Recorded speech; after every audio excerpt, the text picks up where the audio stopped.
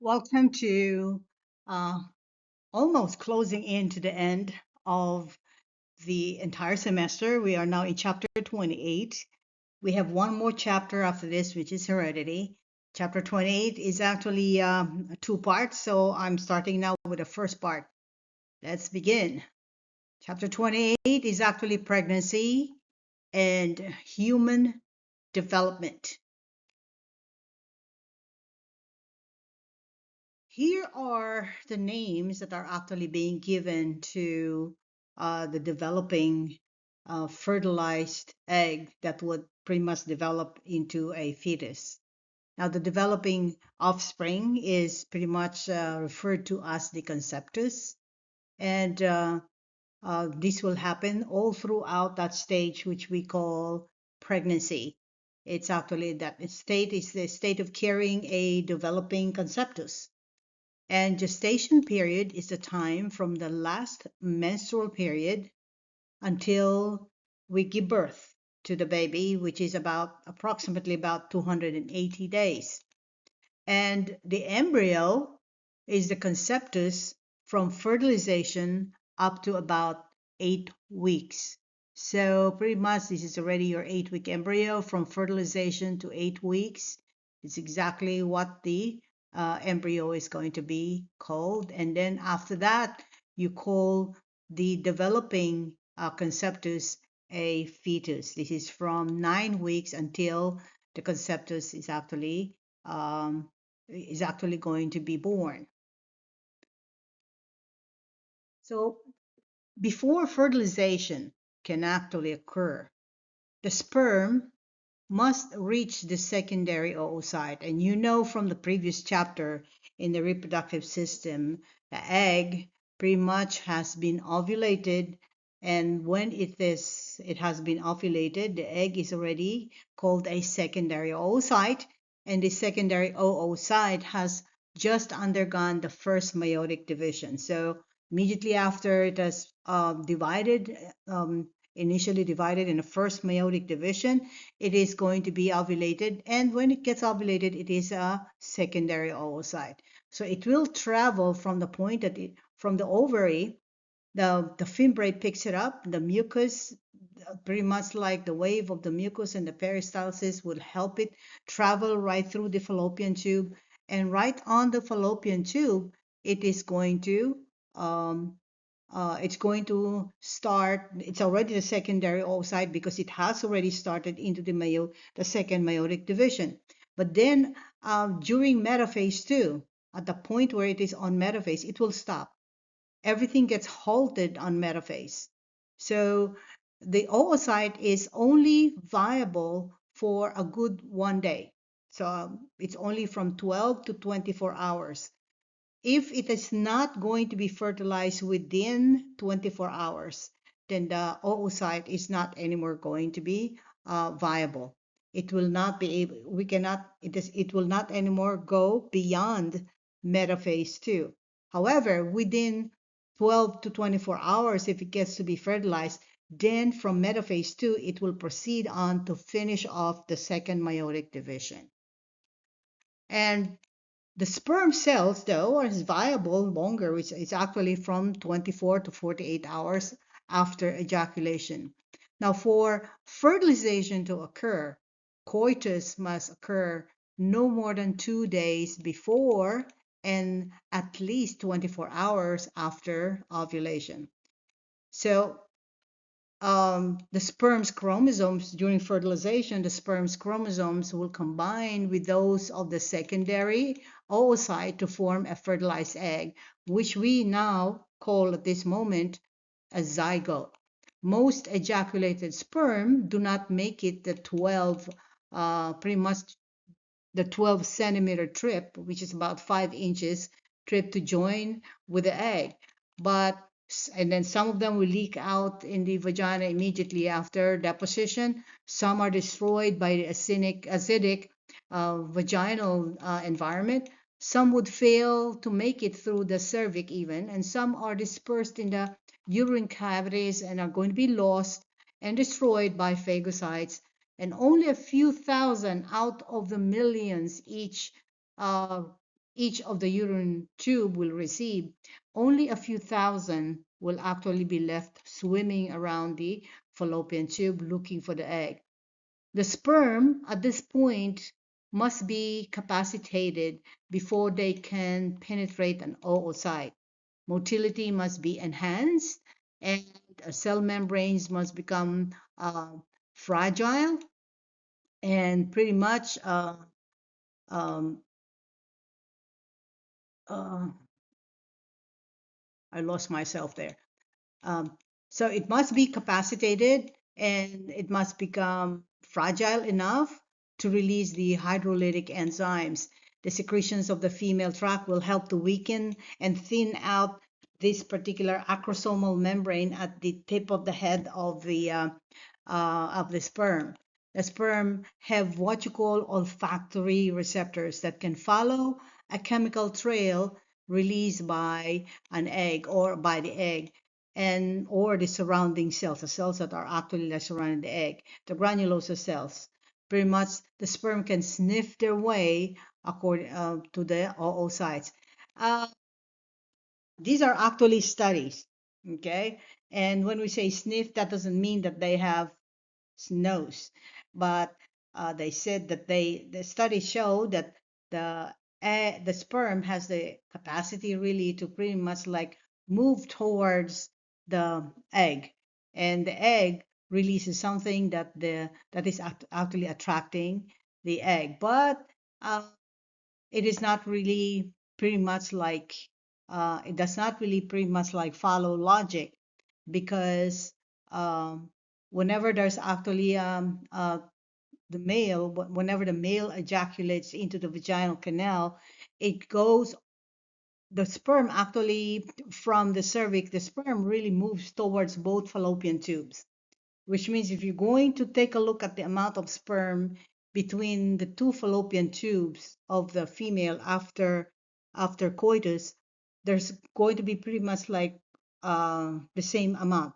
Okay, it's not it's not going to go where most of them will not go to the egg. Okay, and will leave the other fallopian tube. No, they're all of them will actually be spread out and they move according to the peristaltic movement of the female, and the female will have what you call reverse peristalsis and will just be sucking all of those sperm cells into both of the fallopian tubes. So they go whenever, and when they're lucky enough, then the first sperm that gets to penetrate the egg is actually going to be the um, the eventual winner, and is going to be able to be the father. So let's take a look at how pretty much the sperm and the oocyte would meet. And this particular um, this particular screen slide right here will give you a different step by step what do you call this guide into the fertilization process. The first one is what we call approach. This approach is aided by enzymes. The sperm will weave right through the corona radiata. This is actually the corona radiata, okay? The sperm will weave right through that corona radiata. These are the granulosa cells of the corona radiata. Then hyaluronidase is an enzyme that is on the cell surface of the sperm, and these are secreted in order to digest the connection in between the granulosa cells, causing them to separate, and some of them will actually be flying over elsewhere. That will eventually open up, and the sperm can now reach pretty much the zona pellucida. And you remember the zona pellucida is the protein layer that the egg has actually like formed even during the time when it was still a primary within a primary follicle. So now here the sperm head, you could see one of them really like almost getting into it. The sperm heads would now bind to the sperm binding receptors in the zona pellucida, causing the And take a look at this. Let me see. There you go. Those are the receptors. Okay, those are the receptors. That's they're supposed to go in between and go and penetrate right through the zona pellucida. And right there in the oocyte plasma membrane, you have those Y-shaped, in the diagram, they're like Y-shaped structures right there. Those are the receptors.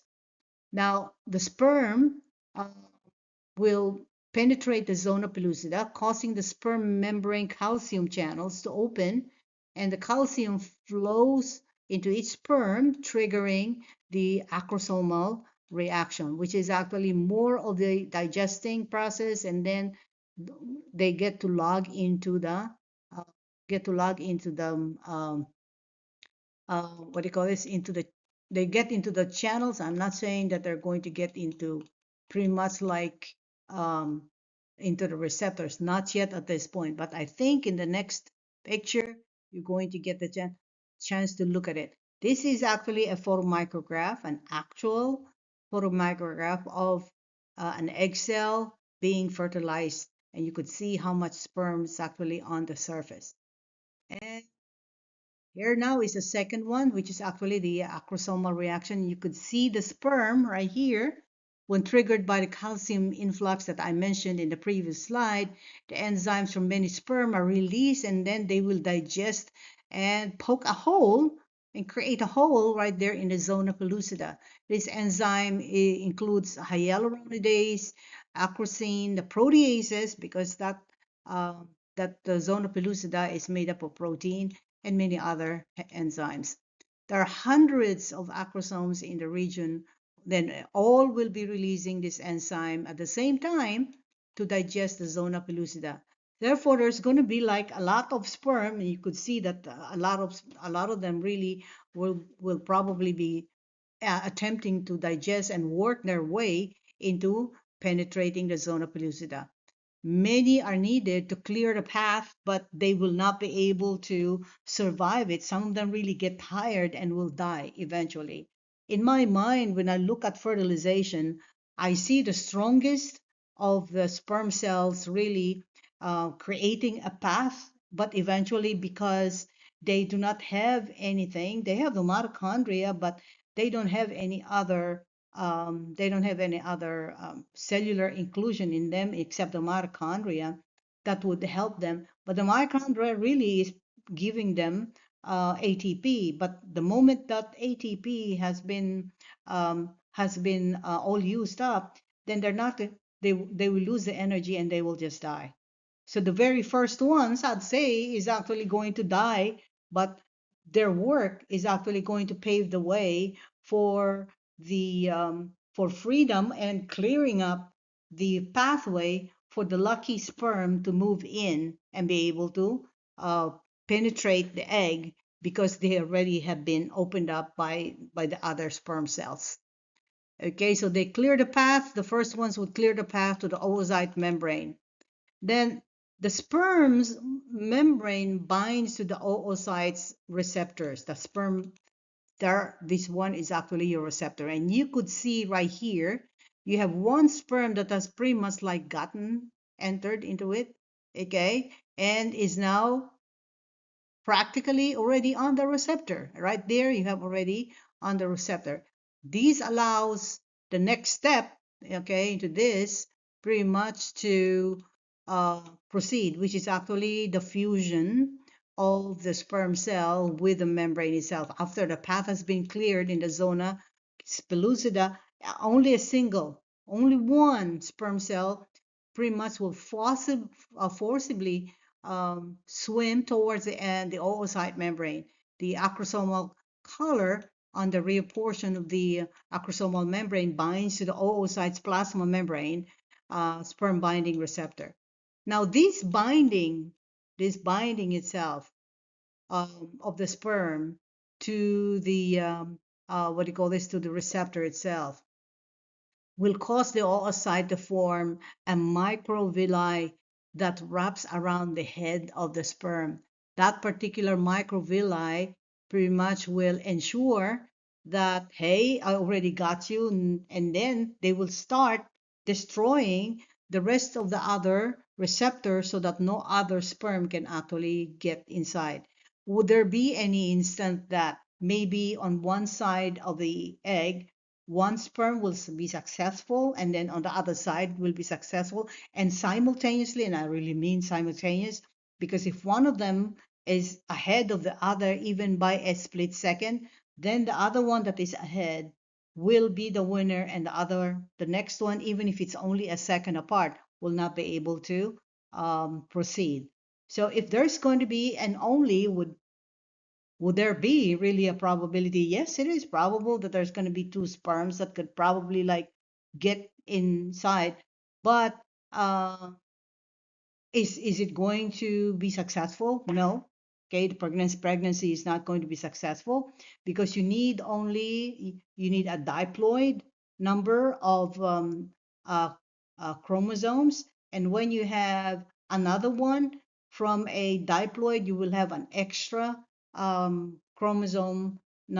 extra set of chromosome that's coming from the male. That's going to be a triploid, and that individual is not going to be a successful pregnancy. It will just degenerate. All right. So for pregnancy to be successful, the fertilization must produce a diploid. Okay. So this brings us to pretty much the sperm membranes right here. Okay, binding to the oocyte, the sperm binding receptors, and this allows pretty much the next fusion to proceed, just like what I mentioned to you already. And then the fusion of the sperm and oocytes plasma membrane uh, happens right here. Okay, I'm just working through the pictures right here now, and pretty much uh, as a block to polyspermy, as a block to polyspermy. The oocyte sperm binding membrane receptors are all going to be shed. The rest of them are all going to be shed, and no other sperm are able to bind onto the receptor. And there's an increased calcium level that will trigger the exocytosis of cortical granules. These would harden the zona pellucida and destroys the sperm binding receptors.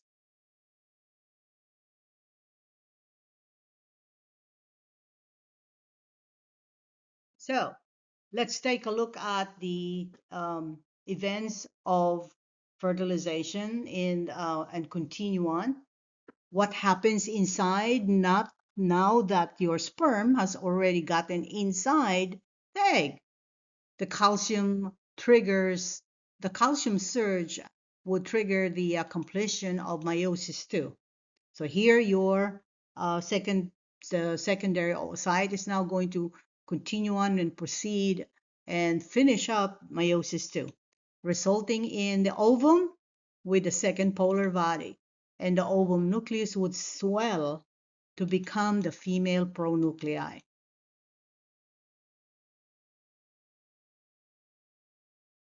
And right here, okay, you can see the sperm, you can see the sperm pronuclei swelling also. And then you have here also the female pronuclei that has swollen. And so you have already the two of them, and you already have a completed diploid right here. And you could see also the result of the first and the second division of the egg, which is actually three polar bodies, 1, 2, and 3 polar bodies. So the male pronuclei at this point in time would also pretty much like to prepare itself. Both of them, okay, the DNA in each of the pronucleus will replicate, and as the pronuclei would get closer together, okay, a mitotic spindle will form between them, and nuclear envelopes would dissolve, releasing the chromosomes together in the vicinity of the mitotic spindle. And uh, after that, the chromosomes of the pronuclei will now be able to mix now that the membranes, they're both of the pronuclear membranes are already like digested. They are now going to be intermixed. Fertilization is accomplished in the cell, pretty much completed by this time. You now have a cell that is called a zygote and is ready to do the first cleavage division. And here's a photomicrograph of the cell in the same stage, and it's getting ready to undergo the first nuclear division. It's an oil immersion micrograph of a fertilized. So right here is a stage-wise cleavage stages, showing the embryonic development, okay, as it continues, where the embryo would travel through the uterine tube to the uterus, where it floats freely, pretty much it will float freely right here, right, the uterine tube right here, and then until it finally reaches the point where it will implant. And it looks like it is actually chosen that part there where it is actually implanting. Is it possible for this developing blastocyst, you call this a blastocyst, to pretty much like implant, not here, but somewhere along in the uterine tube? Yes, but that's going to be producing, that's not supposed to be where it's supposed to be. Imagine if you have a developing zygote right there, developing, it will not be able to reach a fetal stage and it's going to pop up and it's going to destroy the uterine tube and it's dangerous for the mother. The mother will feel the pain. This is going to be a very painful um, um, pregnancy, and the doctor pretty much will eventually need to remove that particular section, and so she will lose the fallopian tube on that particular where the embryo was or actually accidentally implanted itself. So here in this particular picture here, there are two significant process or events that actually happen. First, you have the stages where it has cleaved. You have your first cleavage, okay, forming two cells. Then you have this second cleavage forming four cell states. And then until the time that you have a morula, which is a ball of cells, and then the formation of your blastocyst in the end. So the cleavage will actually occur as the zygote is actually moving towards the uterus. There's rapid mitotic division of the zygote that will occur, producing cells with high surface to volume ratio that enhances the uptake of nutrients and oxygen and pretty much disposal of waste also. The first cleavage occurs about 36 hours and produces two daughter cells, which you call the blastomeres, which will continue to divide. And after 72 hours, a cluster of cells containing 16 or more within this particular stage here will form and will be pretty much referred to as the morula. This is now already your morula. This is already an older morula. Morula starts on this stage right here, and pretty much this is already a ball of cells, cells that are all alike. Okay, so pretty much all identifiable as identical. All right. So right here, if you have a cell that would have divided and immediately would have separated, then you're going to have an identical cell. Okay, all of these four cells here, we have already the second cleavage for right here. You have four cells right here. If there will be like a division automatically of these four cells, accidentally or whatever, they separate from each other, they will start again, restart again. All of these four cells are going to be identical with each other. Okay, so you will have a quadruplet that are identical, which is actually like very rare. The only thing that happens and is as and a lot of and most of them has high probability of survival is during the first cleavage part when they actually completely divide and separate from each other, then you form an identical twin. Okay, So around day 4 or 5, the embryo, which consists of pretty much like maybe 100 cells, reaches the uterus as a blastocyst. A blastocyst is a fluid-filled hollow sphere and is actually made up of two sections. You have what you call the tropoblast cells. The tropoblast cell is actually this area surrounding it, covering it. This is the pretty much these are the cells that would display immunosuppressive factors and participate in the formation of the chorion, the placenta. Then you have also the embryoblast or the embryonic inner cell mass. This is also known as the inner cell mass. That's your inner cell mass, which is pretty much a cluster about 20 to 30 rounded cells. It becomes the embryonic disc, which will eventually form the embryo and about three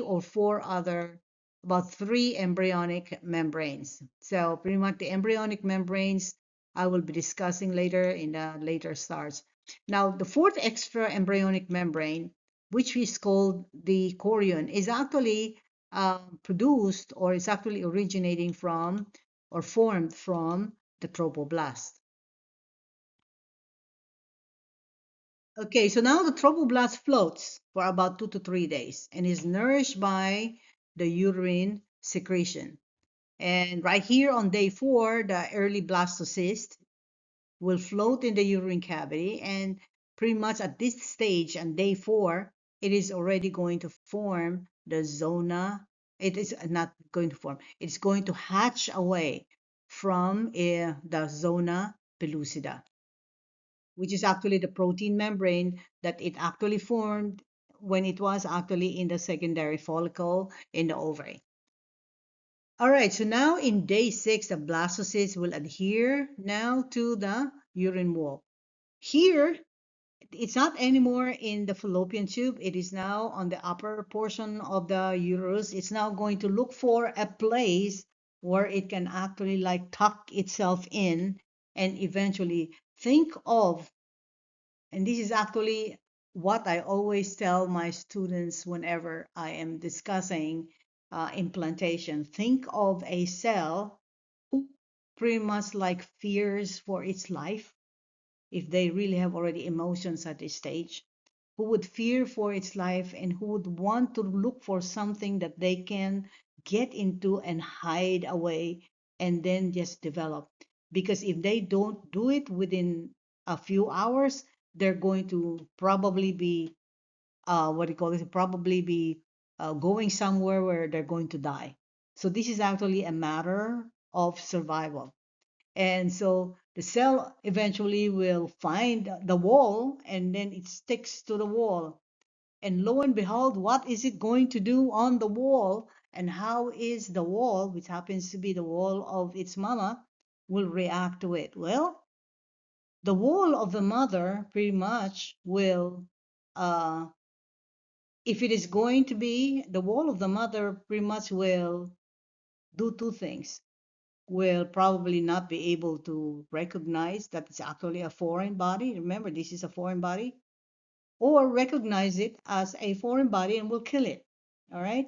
So this baby here will need to do something so that the wall of its mama will not be able to see it as a foreign body. Okay. So in day 6, these blastocysts will adhere to the urine wall.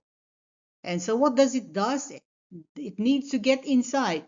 It needs to get into the right through the mass or the right through the endometrium of the mother without the mother's cell and immune system recognizing it as a threat. So it has to be able to embrace it without knowing and let it stay there and live there without knowing that it's going to be a threat, right? So what is it going to do? Well, the first thing that it's going to do is the trophoblast now will invade the urine wall. How does it invade the urine wall? Well, the what do you call this? there's going to be a formation of two layers. One is actually your cytotrophoblast, okay, and then the other one is actually your syncytiotrophoblast that will invade the mother. They will be secreting anti-inflammatory enzymes. These anti-inflammatory, not anti-inflammatory, but pro-inflammatory enzymes. My mistake. So they will be secreting inflammatory enzymes and will make this area inflamed. And so what the mother cells will do will be to heal up, okay?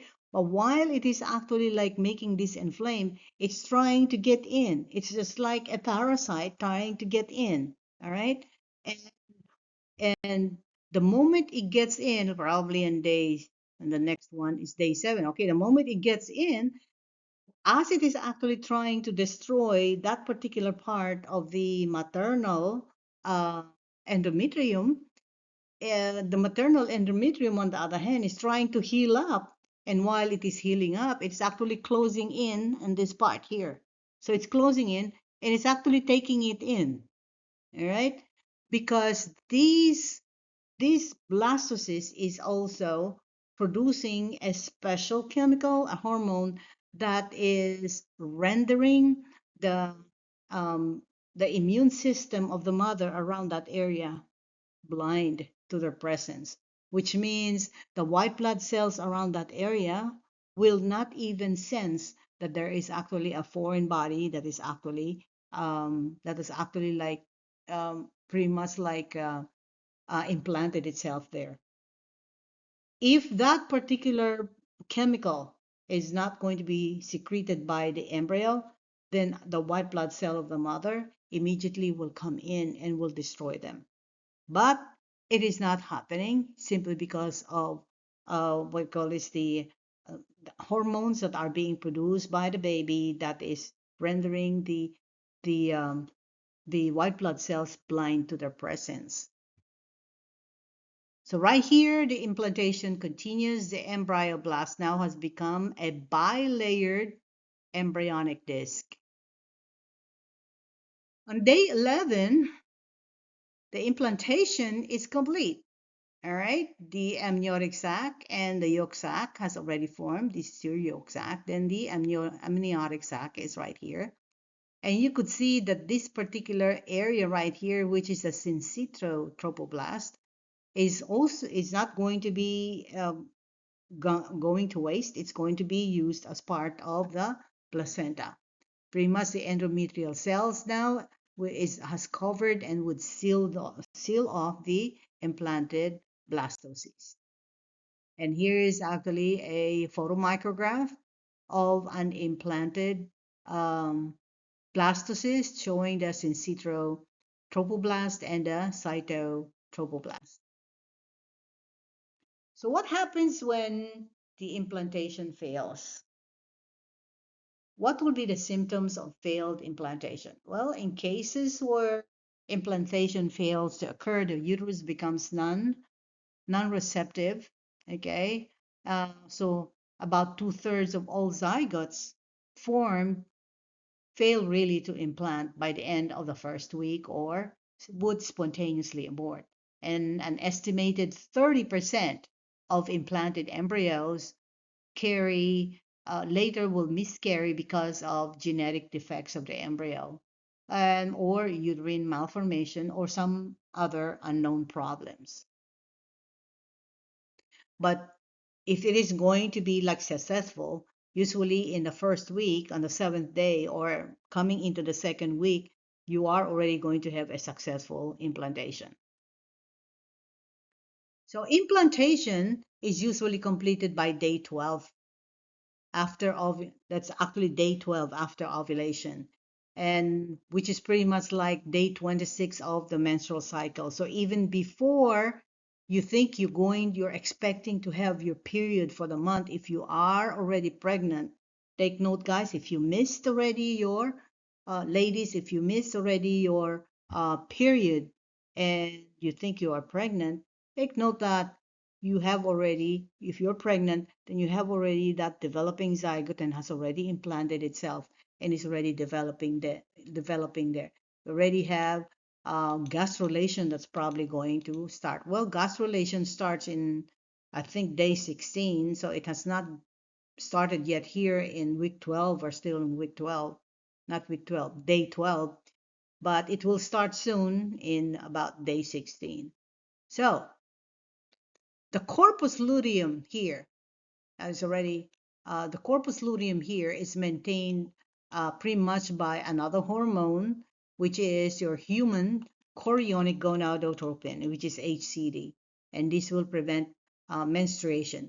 Pregnancy test can detect the presence of HCD. So when you're doing your pregnancy test, you are not checking for anything else, but actually checking for a good amount of human chorionic gonadotropin, which is whose level really increases at this point in time.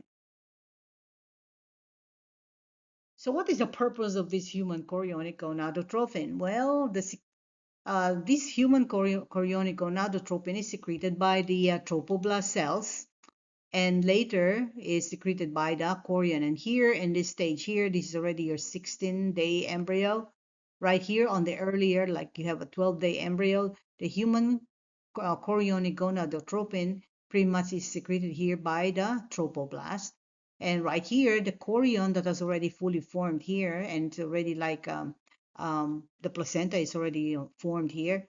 The human chorionic gonadotropin is secreted by the chorion. This will prompt the corpus luteum to continue secretion of progesterone and estrogen. It also promotes placental development to continue the development of the placenta via the autocrine growth factor activity. So the human chorionic gonadotropin levels would rise. There you go. That's actually how it is. And it would rise until the end of the second month. It declines as the placenta begins to secrete progesterone.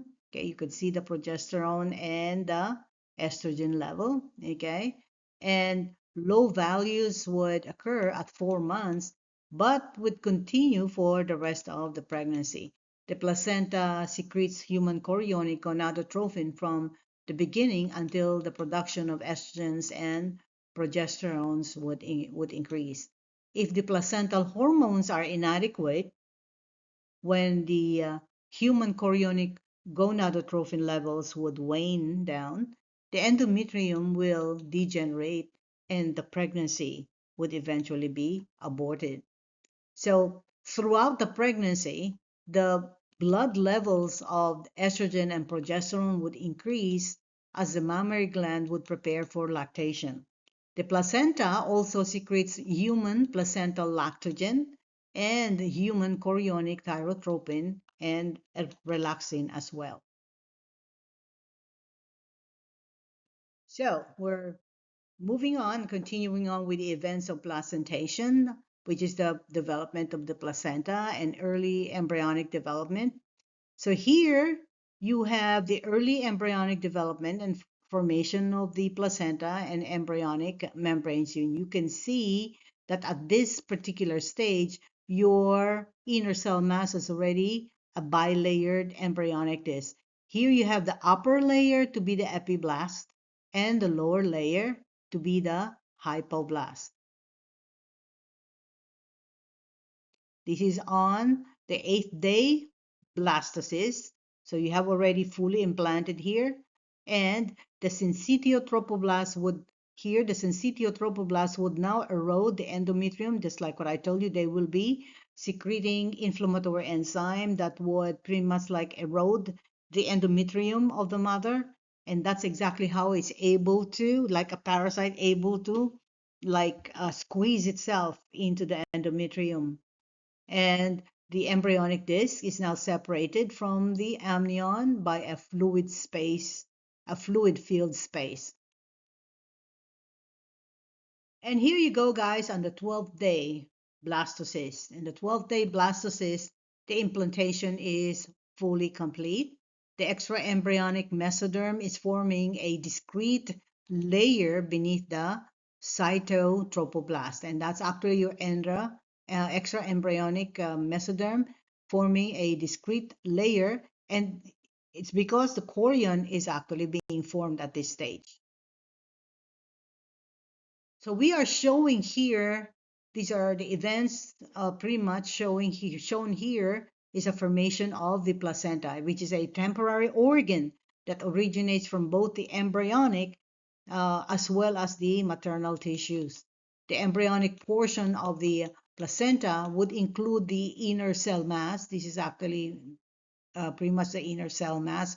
Uh, that would give rise to the extraembryonic mesoderm that would line the inner surface of the trophoblast. Together, these structures will form the chorion that develops these finger-like projections. Okay, these are the chorionic villi.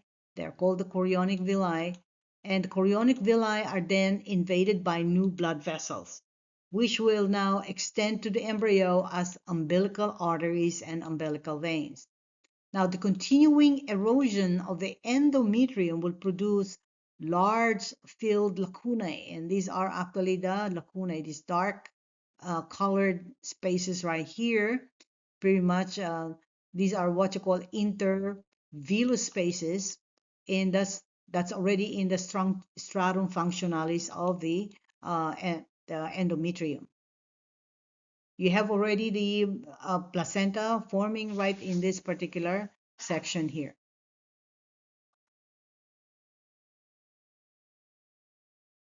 So this is already a 16-day embryo. The placenta has already started to develop. The trophoblast and associated mesoderms have become the chorion already. The chorionic villi are already forming. The embryo exhibits already, okay, the germ layers, the primary germ layers, and also it has already the yolk sac and the allantois. Okay, and you have here the maternal, pretty much showing you the maternal portion of the placenta, which includes the decidua basalis. This is actually the maternal portion. This is the mother side. This one that is pretty much like dangling into the lumen of the uterus is the decidua capsularis. The decidua capsularis is the part of the endometrium that faces the uterine cavity of the implanted embryo. This is, I think this is already day 16. Okay, now we are into the 4.5. This is actually not day 16, but 4.5 week embryo. And the deciduo capsularis, the basalis, the amnion, and the yolk sac are well formed already. Okay, the chorionic villi, as you can see, these are the chorionic villi right there, is already developed into blood-filled intervillous spaces within the endometrium.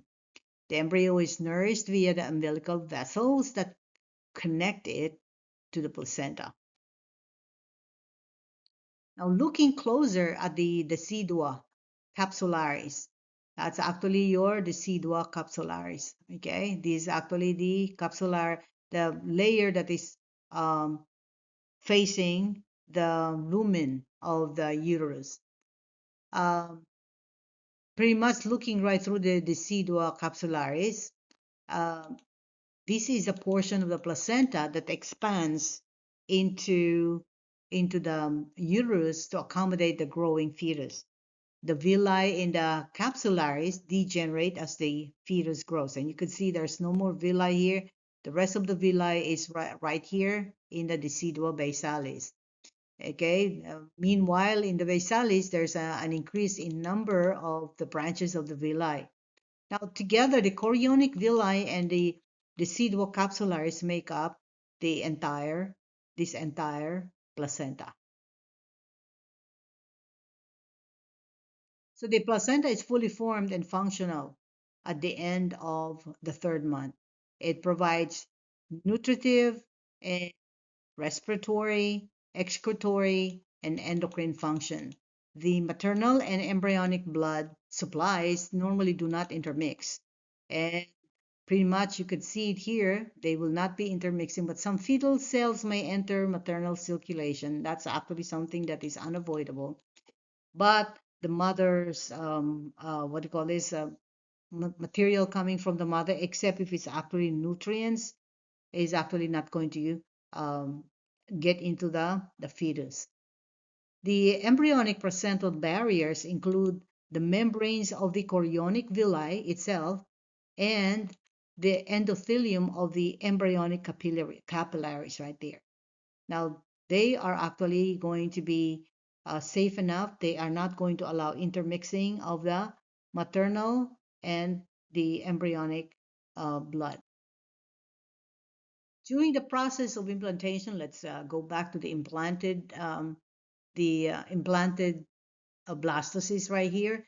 The blastocyst begins to be converted into a gastrula, and pretty much here it will start developing the three germ layers, and also together with that will be starting also the extra embryonic membranes that is also developing from the gastrula.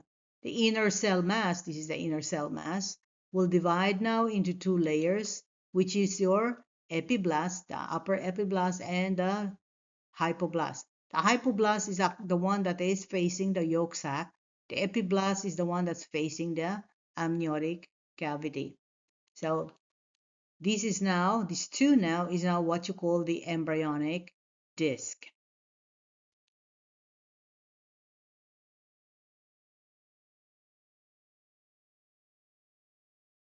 So the extra embryonic membranes form during the first 2 to 3 weeks of development and would include the amnion. This is actually the first extra embryonic membrane and then the yolk sac also. Well, first of all, the amnion pretty much is a transparent sac.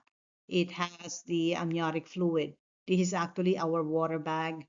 It pretty much envelopes the embryo. It holds the embryo and protects the embryo. And it provides buoyancy and good environment to protect it. It helps maintain constant homeostatic temperature. It allows the freedom of movement and prevents parts from fusing together. Initially, the amniotic fluid comes from the maternal blood, but later there will be like fetal urine that would also continue to that will contribute to the volume of the amniotic fluid. So the implantation is complete here. Okay, your extraembryonic mesoderm, this is your extraembryonic mesoderm, is now forming a discrete layer that's beneath the cytotrophoblast. So continuing on with the extraembryonic membrane, which is your yolk sac. The yolk sac in the beginning, which hangs from the ventral surface of the embryo, forms pretty much the digestive tube and is the source of the early blood cells and blood vessels. So that's actually what the yolk sac is. In lower animals, the yolk sac, the bird's yolk sac, continue to enlarge and will be of nutritive value and is going to continue giving nutrients to the developing embryo. But with us, the yolk sac is really because of the presence of our nutrient source being our mother. The yolk sac is actually the value of the yolk sac is actually to um, us because it is a good source of the earliest blood cells and blood vessels, but not necessarily continuing on with the nutrition of the embryo because the maternal blood really does it. Then you have the allantois. It's a very small outpocketing at the caudal end of the yolk sac, and that's actually the outpocketing, which is your allantois. In lower animals, the allantois is actually where the excretory is actually the excretory extra embryonic membrane of the developing embryo. But in humans, pretty much it becomes part of the urinary bladder. Then you have the chorion. The chorion helps form the placenta and would enclose the embryonic body and all other membranes as the fetus develops. And you have a 16-day embryo right in this picture here, okay? And showing you that the chorion, this is actually the chorion, has already developed. The chorionic villi had already is actually forming.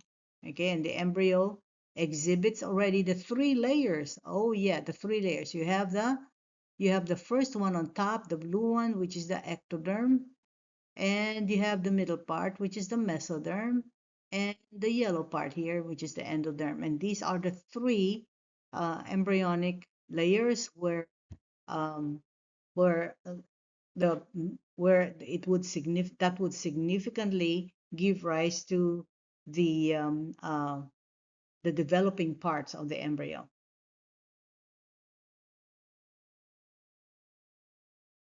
And right here is your 4.5 week embryo, and your decidua capsularis and decidua basalis, the amnion and the yolk sac are already well formed. The chorionic villi is already, you could see how it has formed, and the blood-filled intervillous spaces are actually well formed also within the endometrium. The embryo is nourished via the umbilical vessel, which is actually this part here, and it connects it through the umbilical cord to the placenta. So, gastrulation pretty much is the formation of the germ layer. Okay, this gastrulation is a crucial development process in which the embryo transforms uh, into a from a single layered blastula, right there, into a three-layered, there you go, you have the green, the yellow, and the blue layer right there, into a three-layered gastrula that would establish the primary germ layers, the ectoderm, the mesoderm, and the endoderm. This process is essential for the formation of the organs of the fetus, as each of these layers give rise to specific tissues and organs in the developing body. So the ectoderm, the mesoderm, and the endoderms are what we call the primitive tissues, from which all the body organs are derived. The epithelial cells that are found in the ectoderm becomes the nervous system and skin epidermis. The ones that are found in the endoderm becomes the epithelial linings of the digestive, the respiratory, and the urogenital systems, and all of its associated glands. And then the mesenchymal cells that are found in the mesoderm will become everything else. Okay, so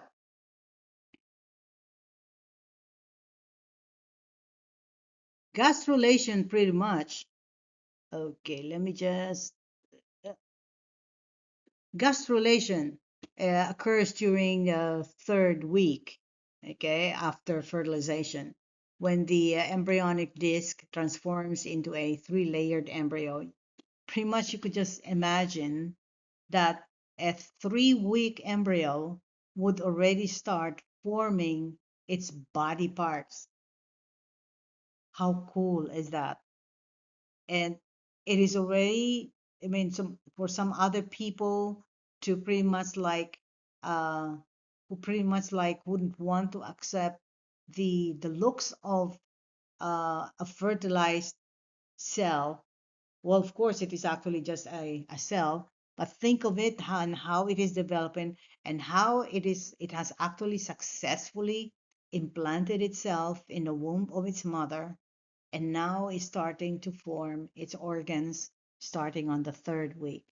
And that's actually in gastrulation.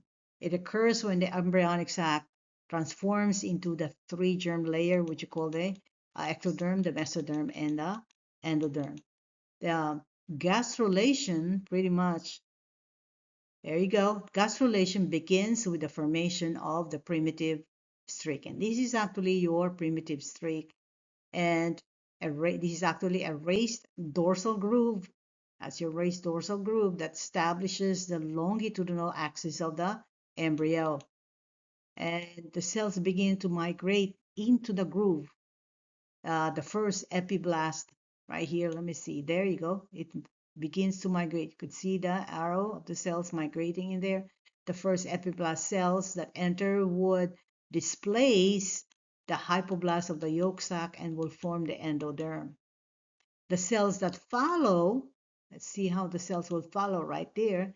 The cells will follow pretty much, these are the next epiblast cells that migrates into the primitive streak will become the mesoderm. So first you have the ectoderm, then you have the endoderm following through, and then the mesoderm following through right into the primitive streak. And pretty much the notochord is a rod of mesodermal cells that, let me see, where's the notochord? Right there. You have the epiblast surface is now called your ectoderm, okay, and that's actually your um, it's still actually migrating inside there. So a rod of mesodermal cells that serves as the first axial support of the embryo is actually the notochord and is formed from the aggregation of the mesoderm cells. The cells that remain on the embryo's dorsal surface form the ectoderm, which was formerly the epiblast layer. So your ectoderm, mesoderm, and endoderm are the primitive tissues from which all body organs are derived. Okay, so your ectoderm becomes the nervous system and the skin epidermis. The endoderm becomes the epithelial linings of the digestive, respiratory, and urogenital systems and their associated glands. Again, the mesenchymal cells would become everything else. Okay, so we're going to get into the second part. Just give us a break and I will get into the second part.